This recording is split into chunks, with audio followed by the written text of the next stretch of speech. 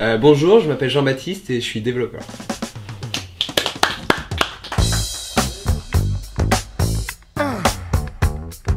Clairement, j'avais aucune idée de ce que je voulais faire et comme j'étais bon en maths, j'ai fait prépa.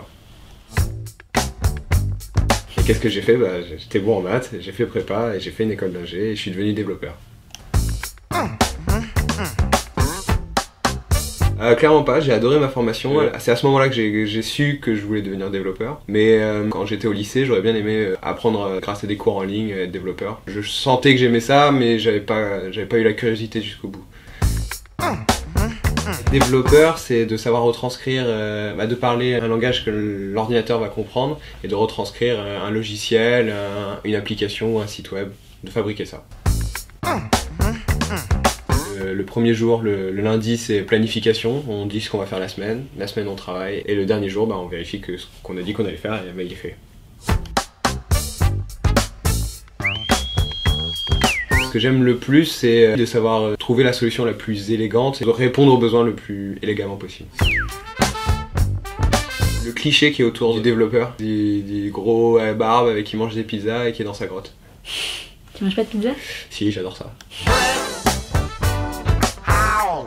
Pour mon âge, c'est bien. Je suis à 2900 net par mois.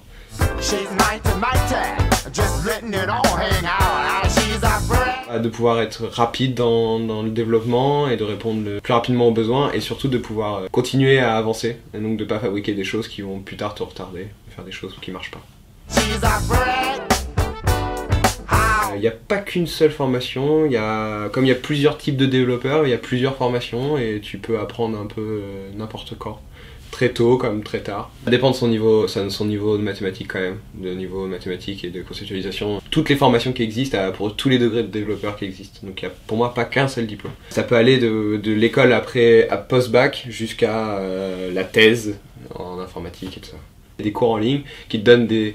Alors je sais pas si c'est un diplôme, mais ça te donne au moins un certificat qui justifie que tu connais ces compétences et c'est des fois largement suffisant pour devenir développeur.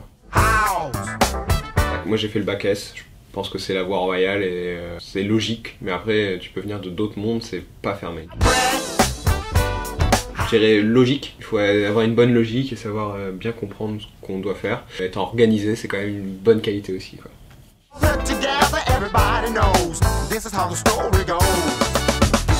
C'est le fait de pouvoir se former avant et qu'il faut juste avoir envie de commencer et avoir envie de faire.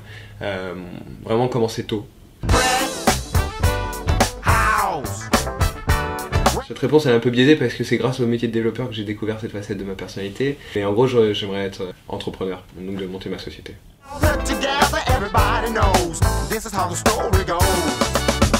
Qu'il faut rechercher le plus tôt possible. L'anticipation, ça nous permet après de découvrir des spécialisations et de trouver des facettes du métier, parce que pareil, comme il n'y a pas assez de développeurs, il faut savoir trouver l'après, derrière quel développeur on a envie de devenir. Donc je dirais, il faut commencer tôt et surtout le développement, on peut commencer vraiment tôt. Donc n'hésitez pas.